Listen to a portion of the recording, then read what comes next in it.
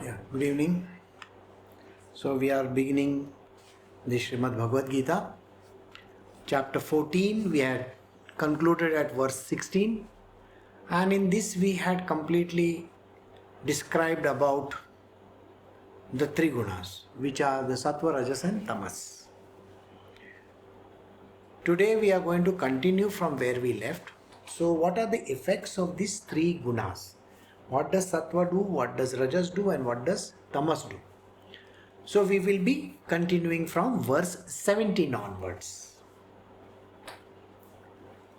We are doing Srimad Bhagavad Gita chapter 14 verse 17.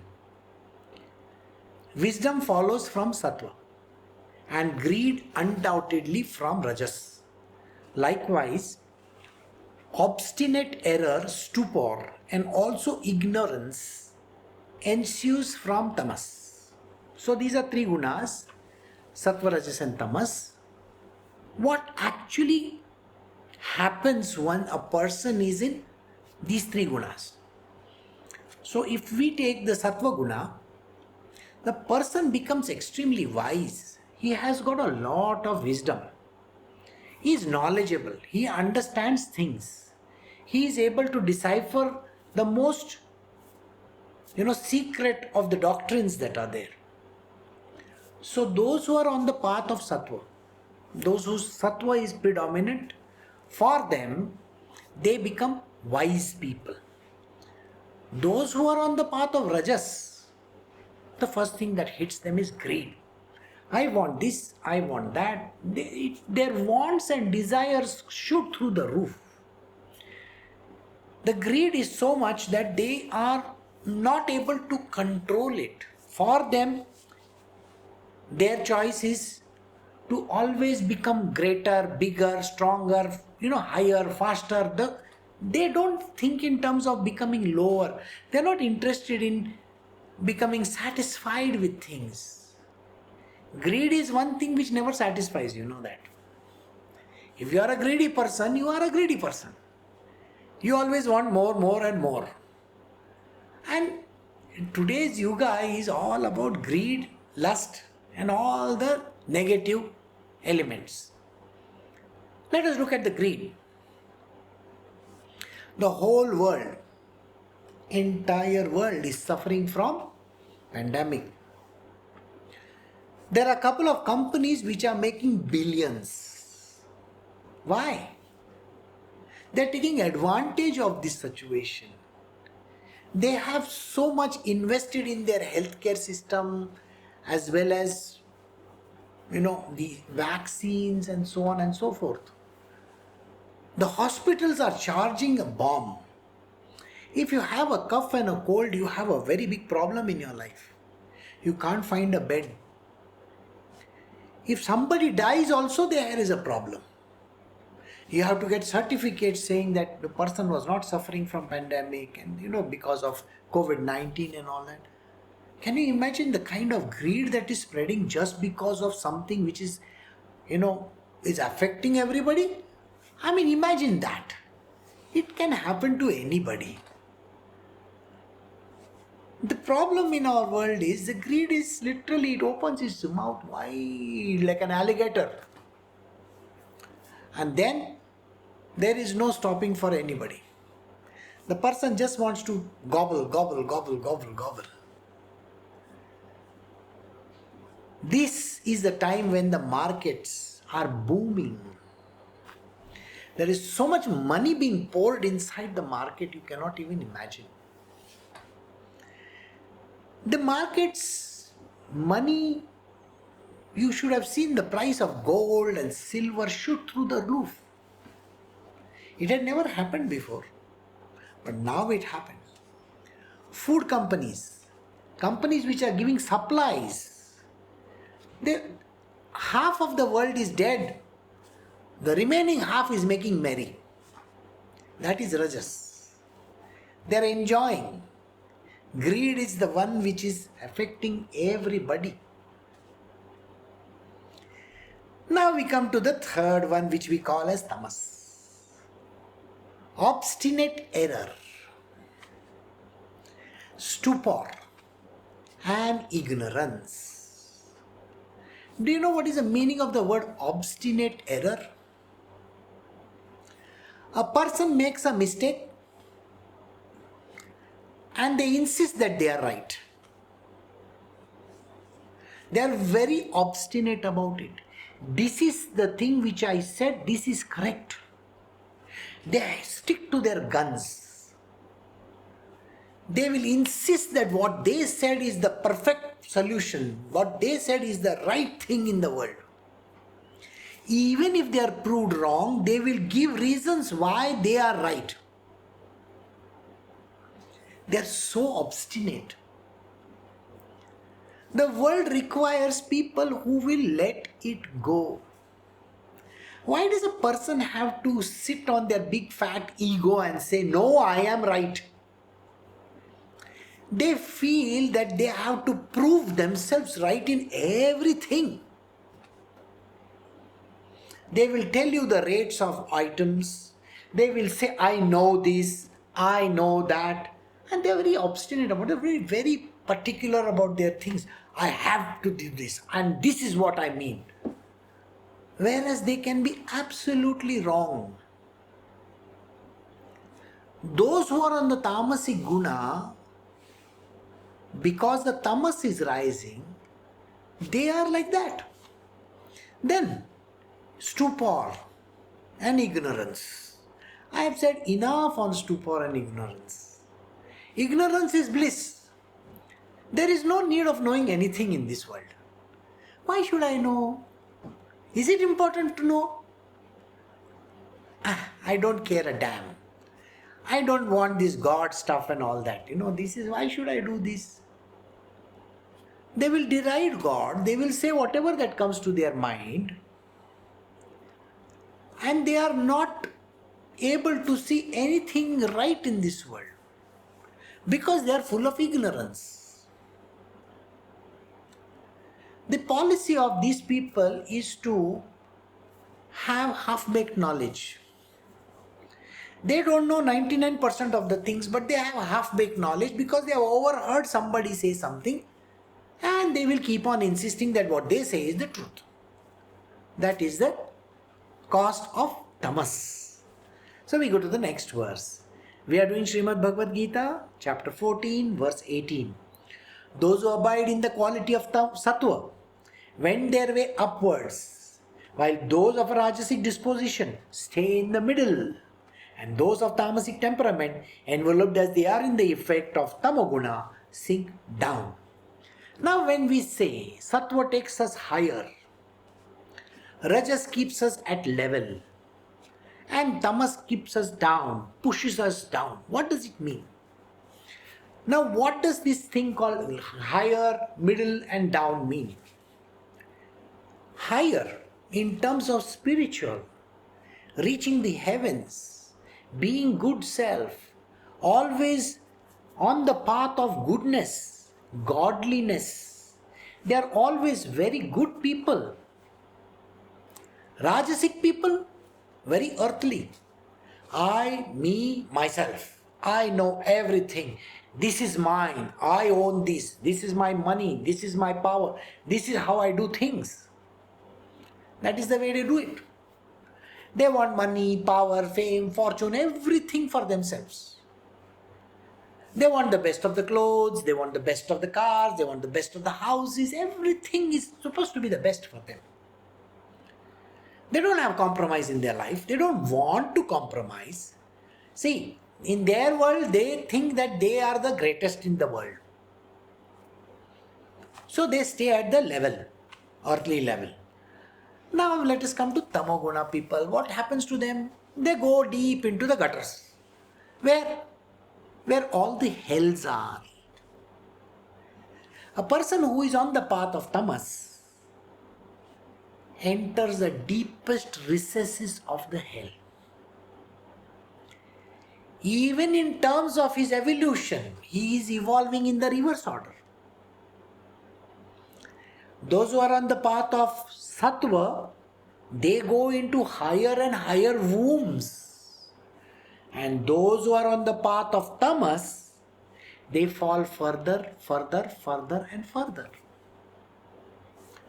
The worst hells of all, there are 7 hells. They will go from the 7, 6, 5, 4 like that. They will go to the lowest hell. That is why it is said that those who are on the path of Satwa rise higher. They have great lofty ideals. They are always talking good stuff. They never see negativity in their life, always positive. And the positivity is not because they want something out of it. Positivity is because they have to reach godliness. Those who have positivity in terms of money, power, fame, fortune are called a Rajasic kind. And those who really want to go to the depth, they want to plumb the depth of hells. You can say Marina Trench or worse than that. These are the people who are on the Tamasic Guna. We go to the next verse. We are doing chapter 14 from the Bhagavad Gita, verse 19. When the discerning person sees no one as doer other than the 3 gunas and realizes me, he, the Supreme Spirit standing entirely beyond these gunas, he enters into my being. Now, who enters into Krishna's being? This is a question which we have always tried to understand. Today morning I was giving a satsang. And in the satsang I said, besides the 3 gunas, there are 2 more paths. What are these 2 more paths? We have Satwa, Rajas and Tamas. This told us, the Satwa, Rajas and Tamas told us very clearly where you belong. If you are on the path of Satwa, you will be born in a higher womb, but you will be born again. If you are on the path of Rajas, you will be born on a lower womb or you will be born in a demonic womb. If you are on the path of Tamas, then you will be born as insects and all those petty creatures, or you may become a Rakshasa. So these are the 3 gradations that they have. What is the 4th one? 4th one is beyond the 3 gunas. Now, I want to climb higher and beyond the 3 gunas. The moment I climb higher than the 3 gunas, I am rejecting the gunas. I am saying, no, I am better than Satwa, Rajas and Tamas also, because I am beyond the gunas. I don't want any of the gunas. A person rises higher. The moment the person rises higher, I told you where these 3 people go. So what does this person do who is risen higher? He has to go to a place, isn't it? This person who is beyond the gunas has evolved beyond the gunas, rejected all the gunas, negated them, rises into the path of nothingness or the Brahma. So he can dissolve in the Brahma, he does not have to come back again. So did you get it? So the 4th kind are beyond the 3 gunas. And he climbs all these 3 gunas, goes beyond and doesn't ever come back again. Because he has dissolved into the Brahma. What about Krishna then? So this is the verse we are talking about. Those who want to be with Krishna, well, the path is very simple. For them, it is the path of love and devotion. Now, on the path of love, devotion, isn't there something which is called acceptance? I am a tool in the hand of God. If Krishna wants to give me something, if Krishna wants me to work even like a tanner, if Krishna doesn't want to give me money, if Krishna wants me to be poor, why should it matter? It doesn't matter. So these people, though they will be going in all these gunas up and down and right and left and all that, But they are not affected by it because they think that this is a duty. They are doing duty. They are serving Krishna. Those who serve Krishna don't bother about what they do. They just do their stuff. Take the case of Raidas. Raidas would be tanning he was a tanner. And he was tanning the hide. And when he was tanning the hide, it did not matter to him. It's a cow's hide. The animals, they have to be given that finish, the skin of that animal. See, if I tell you that with the stink that it gives, you will say, oh, I don't want to be there. Have you ever been to a tannery? No. Go to a tannery and get the smell over there. You are not going to like it one bit.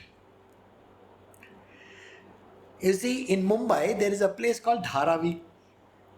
There are those tanning units. Today, I don't know whether they are there or not, but the whole place stinks. So it's exactly like that. He would be a tanner and he is tanning the skins, animal hide, and it didn't matter to him. So sweet of him. He was continuously lost in the devotion to Krishna. And next to him was a princess. Imagine, a princess is sitting next to Raidas. She's a princess of that princely state. Mirabai. She also has nose, isn't it? But yet she is sitting in that muck over there listening to her guru. She is going barefoot in the streets and it doesn't matter to her. People call her names, they say whatever they want to, it doesn't really matter. So those who are on the path of love and devotion are not in the three gunas, but they accept whatever comes their way. Because they consider Krishna as everything and they have to serve him. These people serve Krishna and they have only love and devotion on their lips. That's it. So you understood? Satwa, Rajas, Tamas. Nothingness. Those who are beyond the three gunas, they enter the state of Brahma. And here is the love and devotion for Krishna. This is the sweetness of it all. When you have the sweetness of love and devotion, what is there to ask for? They have no desires. They have nothing to bother their head about. They just are lost in the divine. That's it. That is how they are. Got it? Right. So those who abide in the quality of Satwa went their way upwards. I just explained to you. Right. I think we were doing the next one. No. So, Satwa, Rajas and Tamas. These are the three gunas and this is how they operate. So, when the discerning person sees no one as doer other than the three gunas, this discerning person who has gone beyond the gunas, he doesn't see himself as doing anything. It is the gunas which makes a person do something. Think about it. It is the gunas which makes a person do something. Imagine this situation in your own life. You are in the middle of the desert. There is no water there. You may be a vegetarian for all you know. Along comes a person on a horseback or maybe a camel, and he offers you a little bit of water in that skin bag of his. Will you accept it or no?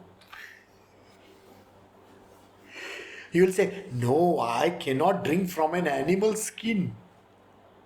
Then you are finished. The discerning person doesn't really matter what he is drinking in. He just takes the sip because that is all that he is supposed to do. The gunas are working in the gunas. That person may be a non-vegetarian, he is a vegetarian, but when the time is there that you have to drink that, you have no choice, no? So you do it. A funny incident happened to me one day in Indonesia. I did not know what I was eating. I had gone to a restaurant and I was just sitting over there and I said that maybe I will eat some, omelette or something like that. So I went to that counter and I said, can you make me an omelette? Because the rest of the stuff I will not eat. So that person, he was making an omelette and he started putting things in it. I told him no non-veg in it, okay? Just put all the stuff which is not non-veg in it. So he made the omelette and he gave me 2 breads and I took it to my table and I started eating it. Now only this much was balance. Little bit was balance when my disciple comes over there and asks me, what are you eating? I said, I just got an omelette made over here and I am eating this omelette. Guruji, you should not eat all this stuff. Why? What happened? That is not vegetarian. I said, what are you talking about? Omelette by itself is a non-veg, but what are you saying? That red stuff inside that omelette, it is not tomatoes. I said, really, what is it? It is some meat. Don't eat it. So for me, I had only this much was left. What do I do? I am supposed to puke? I kept the remaining away and I went and ate some fruits from there. What else can a person do? So the gunas are working in the gunas. See the whole point of it all. There was no way of knowing. There was no understanding of that subject because it looked like a tomato. It's red in color and so, okay, it is red in color. What to do? So this is the way how it works. So this discerning person understands the reality that the gunas are working in the gunas. Some people are given to their nature.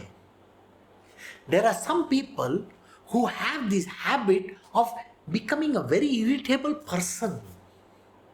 They are so irritating you cannot even imagine. Some people have anger sitting on their nose. A discerning person looks at that person and smiles. Says, okay, what is to be done? This person is used to anger. This person is used to avarice. This person is used to giving lectures. What is a person supposed to do? And then there are those people who will say, oh, I have to make money from this. It's the Rajoguna. And that was the Tamoguna. And then there are some people who will have to act like as if they are the sweetest thing on planet Earth. They are from the Satvaguna. So this person, discerning person, sees only the doership lies with the gunas, not with anybody else. So, and then he realizes me, the person who is going to be with Krishna, the nature of that person makes him do those things. He has realized that. He's a discerning person. He knows exactly everything happens because of the gunas. So this person reaches Krishna, realizes me, the Supreme Spirit standing entirely beyond the gunas. So he enters into my being. Got it? So we go to the next verse now. We are doing chapter 14, Srimad Bhagavad Gita, verse 20. Having transcended the aforesaid 3 gunas which have caused the body and freed from birth, death, old age and all kinds of sorrow, the embodied soul attains supreme bliss. The moment you are attacked by the gunas, you are going to be reborn again and again and again and again and again. But the moment you transcend the three gunas, that means you have gone beyond the tamas, the rajas, and even the Satwa. You are like a Buddha. A smiling Buddha, maybe. Buddha never smiles. I have never seen a smiling face in Buddha. He's always serene, but not a smiling Buddha. Imagine we have a smiling person. He has attained everything. Now, when he has attained everything, what is there to attain now? He is beyond the gunas. He's just, okay, I am beyond even Satwa. So what does he do? So he transcends the aforesaid three gunas, which is the cause of his rebirth. So when you have transcended the gunas, he is freed from these rebirths again. He has nothing to bother his head about. Oh, am I going to be born as a cockroach? No, no, nothing like that. Okay, I don't mind being born as a cockroach also. Why? I will be crushed by Krishna's feet, it's fine with me. He may say those words. But do you get the point? He is beyond the gunas. It doesn't matter to him at all. And because he is beyond the gunas, he is completely in a blissful state. He knows that there is no coming back again. I have got out of it. I am beyond. I have gone beyond. So, then what is the problem? There is no death. There is no old age. There is no sorrow whatsoever. Because he is always in a state of supreme bliss. Those who are on the path of the three gunas, they will be born again. They have the painful birth. They have the painful death.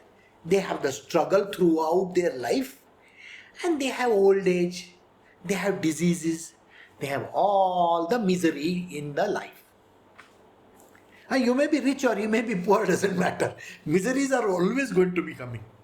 You may be the richest man in the world, but the government may be after you also. Who knows? You see all those rich people in the world, what has happened to them? For them, the government is literally after them. Oh, you're taking so much money, you're taking so much money. Okay. The government want to make money out of these people.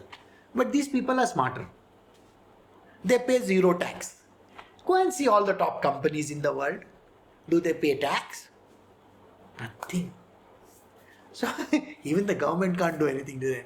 So they seem to be free, but they are still worried about it. So they will appoint so many consultants. Legal consultant, accounting, you name it. All kinds of consultants they will appoint so that they don't have to pay any tax. So you think they don't have problems? They also have their problems. But the person who is beyond the gunas, what problem can he have? He is beyond. So there is no birth, there is no death. Got it? Right, we'll go to the next verse now. We are doing Srimad Bhagavad Gita, chapter 14, verse 21. Arjuna said, what are the marks of him who has risen above the three gunas? And what is the conduct? And how, Lord, does he rise above the three gunas? How does this person look like? Arjuna's valid question. See, in our material world, everybody looks the same. Everybody has got a painful expression on their face. You look at all these people roaming all over the town. I don't think I have seen anybody smiling anytime. They will have a glum face. You meet them in the bus, you meet them in the train, you meet them in an aircraft, you meet them in a taxi, you meet them at the airport, you meet them in your colonies, you're walking down. As if there is some big problem in their world. Of course they have problems, that's why they are walking like that. And those people at the airport also, you look at their faces. Even while eating, they are literally, fighting with the food over there. The problem in our world is these people are never happy. So Arjuna's question is so valid, which is also your question. How does this person look like? person who is beyond the three gunas. Just now only you said, no, Arjuna is telling Krishna, is asking Krishna, Krishna, just now you told me that there is a person who has transcended the three gunas. How does this person look like? Because I don't seem to have transcended anything. Arjuna is telling Krishna, I don't seem to have, transcended anything. Look at me, I'm such a miserable person. I am here sitting in the middle of this Kurukshetra and asking you all these questions. Just imagine that. So painful it is. So he's asking, what are the marks? It's like, maybe there is a, one plate over here saying that I am beyond the three gunas. Or maybe he has one name plate over here. Something like some identifiable trait. Alright? And what is his conduct? How does he go about in his life? And does he rise above the three gunas? How does he rise above the three gunas? Can you please tell me that? Okay. So let us see what Krishna tells him. So we are doing chapter 14. We are doing verse 22 from the Bhagavad Gita. Shri Bhagwan said, Arjuna, he who abhors not illumination which is born of Satwa, activity which is born of Rajas, and stupor which is born of Tamas, when prevalent, nor longs for them when they have ceased. See, this is the fifth person I was telling you about just now. This man is least bothered about it. If he is in the Sattva Guna, it doesn't matter to him. Why? Because he's not hating that illumination. There are many people in my world, I can assure you this much. You see, when they have the knowledge, they hate the knowledge. Why? Ask them. You see, some people, they will hate the knowledge because knowledge makes them knowledgeable, but they have to go through painful life. You want an explanation? Okay, I will tell you. See, let us say you have learned. You have to be your good self. With everybody, no exceptions. You have to be your best. And the behavior has to be very good, kind. Everything should be very goody and nice. The person says, Guruji, I have learned this thing. I know I have to be good. But when that idiot comes in front of me, I get so irritated with him. Okay. Do you get the point? This person gets irritated with the person who comes and irritates. Well, don't you know me also? I also love to poke fun at these kind of people. So you'll always find me irritating them. Why? Because they get irritated. So even after having knowledge, the knowledge doesn't fructify. It doesn't even give them that fructification of knowledge. See, the funny part is, knowledge should be of some use. But for them, knowledge is of no use. That knowledge doesn't even let them go beyond the guna. They know what is goodness. They know that they are doing something wrong. Even those who are doing something wrong, they know that they are doing something wrong. And yet on top of it, they will keep on doing. So what is the point of that knowledge then? If you cannot use your knowledge, you are a worthless person. So this person, he abhors not the knowledge. So he doesn't hate the knowledge. He says knowledge is welcome. I will do exactly what Krishna you want me to do. It doesn't really matter to me. Because knowledge is supreme. So if you tell me that I have to be a silent person listening to the other person yelling at me or saying some bad words or deriding me or saying something terrible, I just have to be silent. Silence is golden. Knowledge will make you silent. Knowledge will make you kind. Knowledge is going to tell you how to get out of the situation. Not by aggression. Circumvent the situation and just walk away. You go right round it and go away. Silence is the most important tool. So, knowledge is important. It will teach you how not to respond to irritation, not to respond to anger, not to respond to somebody who is making fun of you. Doesn't really matter. So, this person, he does not abhor even knowledge. He does not abhor activity also. He is told he has to do some work in the kitchen. Maybe wash the dishes, maybe clean the floor, maybe wipe the floor, remove the toilet. Does really all kinds of dirty jobs also come your way? Activity based. This person doesn't hate that job. He just does it because it has to be done. See, it is very simply like this. Krishna could do any job. He could pick up even the cow dung. See, remember, he was a gwala. He was a gopi, working in the with all those cows and all that, Along with the gopis, he will do whatever that is needed to be done. See, the cows and the calves and all, they make dirty. So he would clean it up. Doesn't really matter. Though he may be belonging to a royal family, but it really didn't matter to him. No job is a small job. Do you get the point? So this person, which Arjuna has asked Krishna, how does this person look like? What does he do? He does all jobs without any qualms. He doesn't hate activity. He is comfortable doing any job. Even the worst job, he is comfortable doing that. Then, even stupor. Sometimes you go in a state of stupor. He doesn't hate stupor because he has learned that Krishna sometimes puts us to sleep.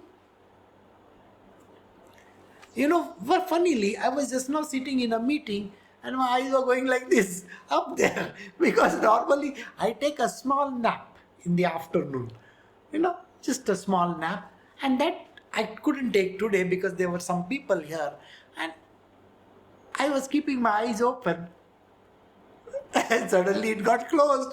When it got closed, then I opened it once again. People were laughing. They were saying, Guruji has gone to sleep.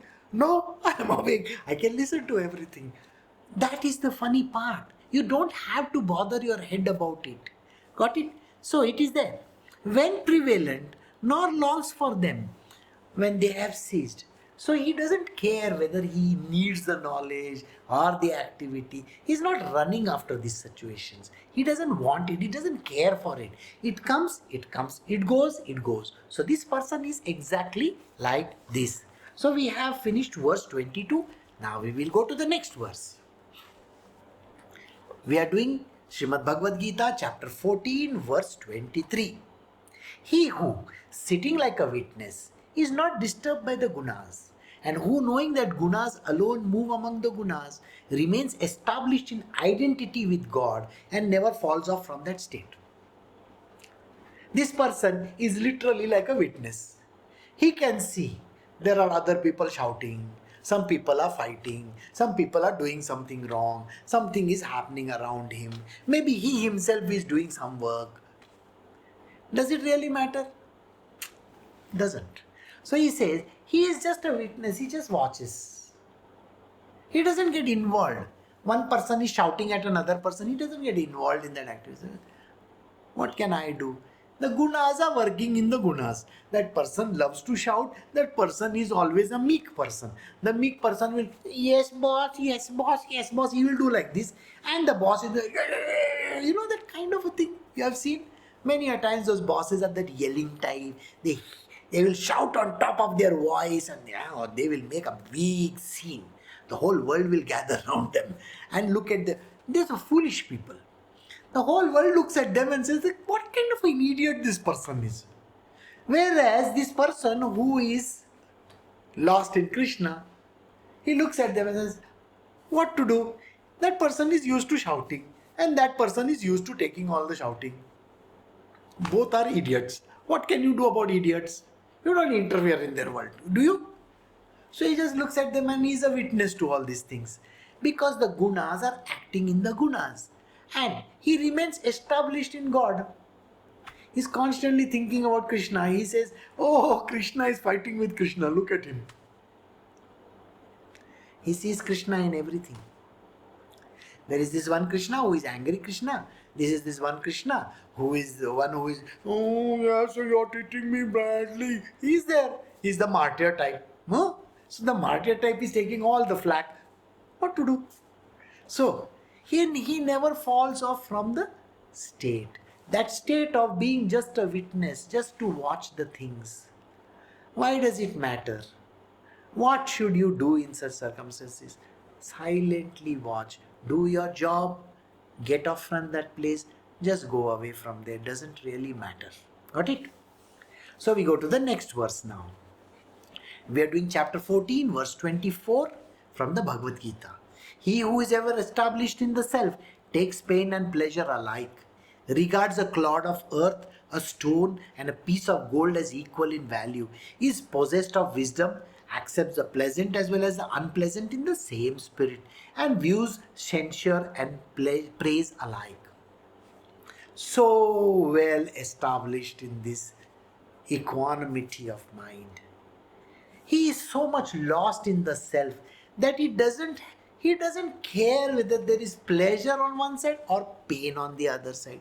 You know, when a person goes through a painful situation, they'll always look at their faces and, like very painful faces.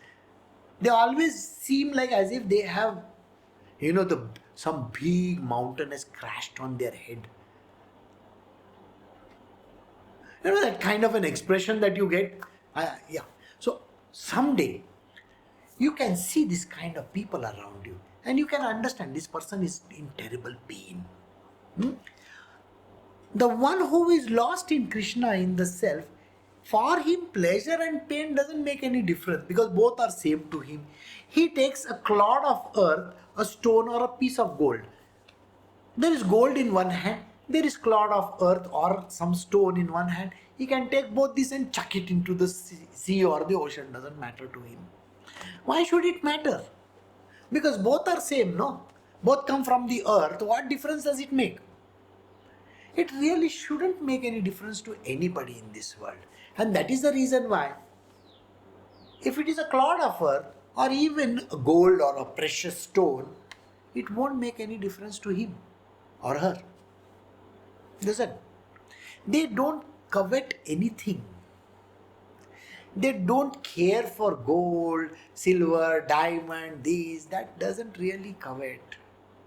They don't mind even if somebody gives them one stone. That's the funny part.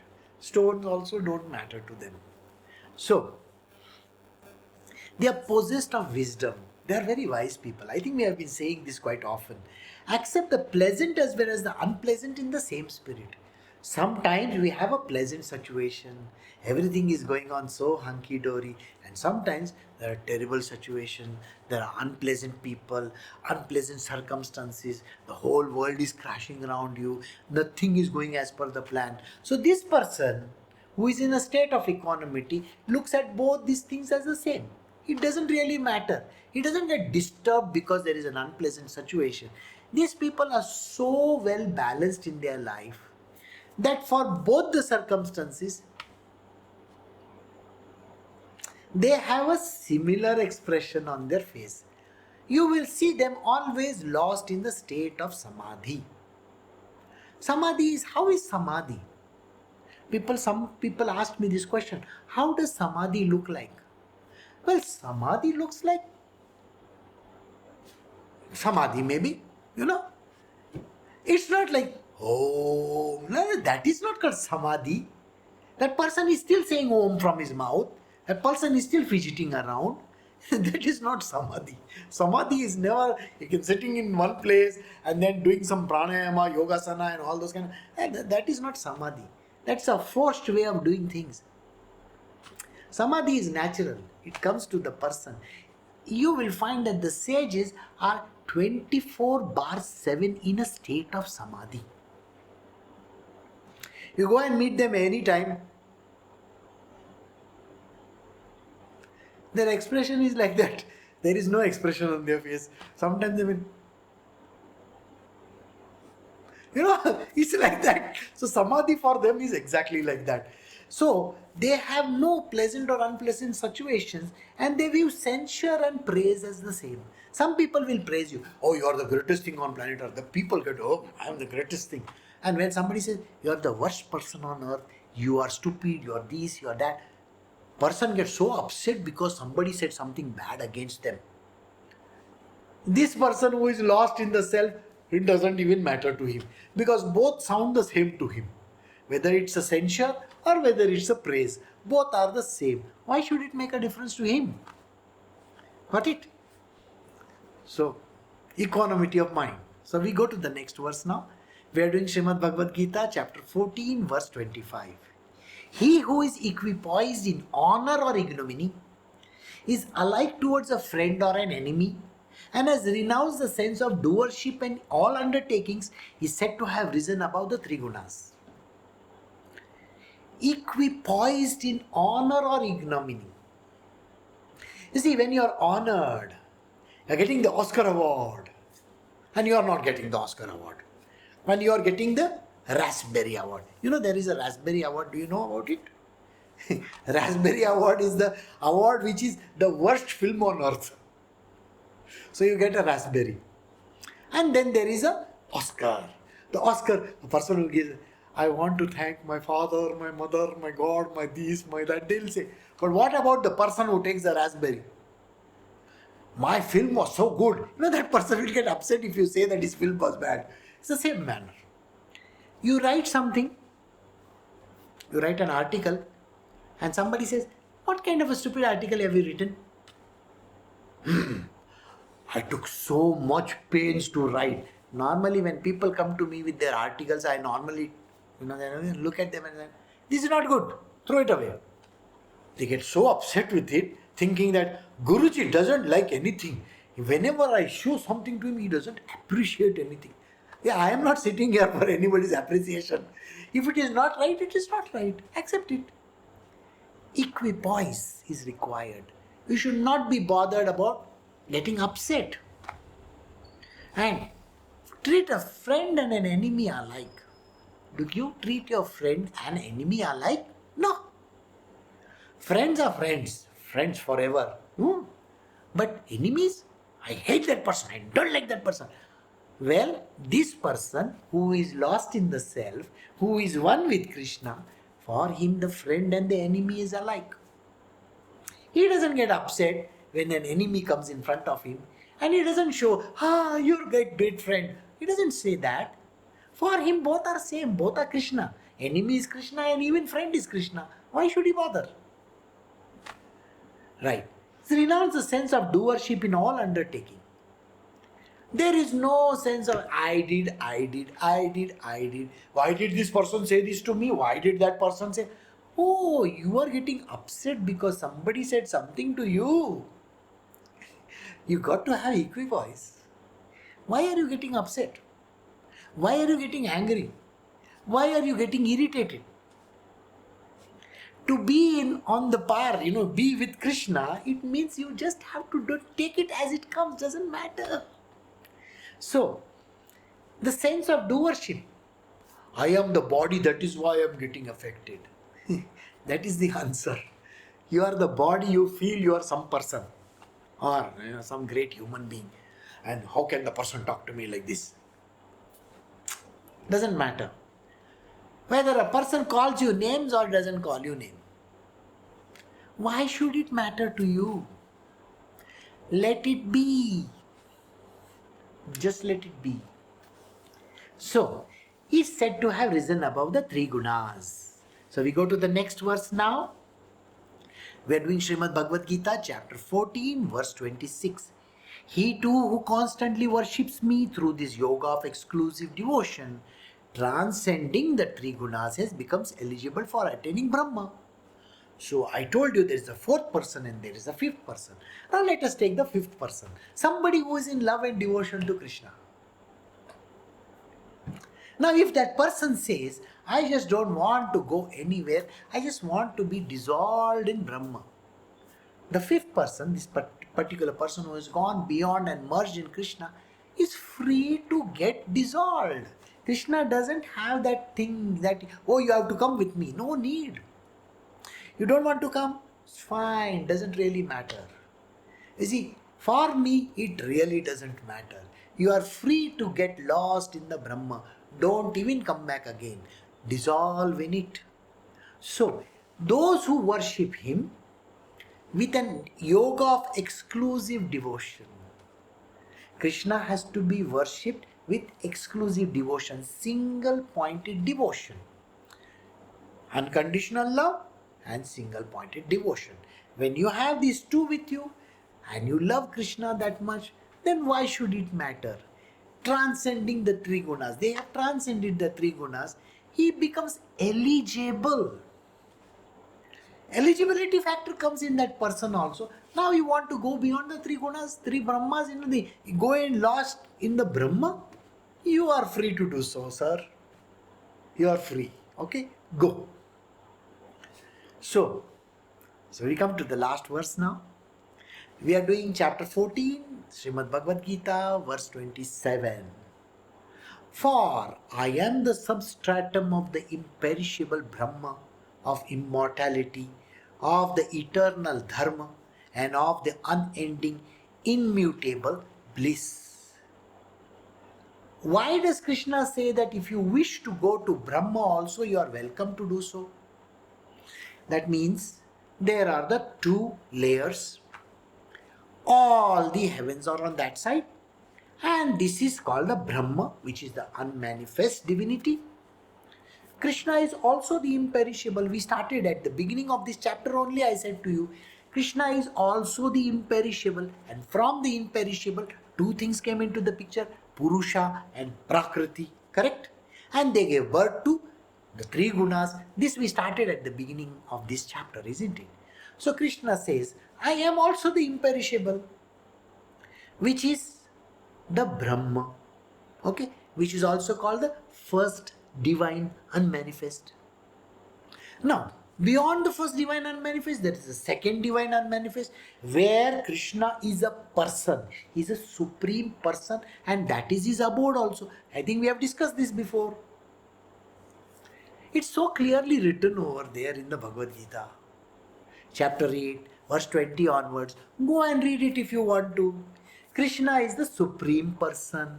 He is beyond the first defined unmanifest, that first unmanifest, which we call as Brahma. He is beyond that.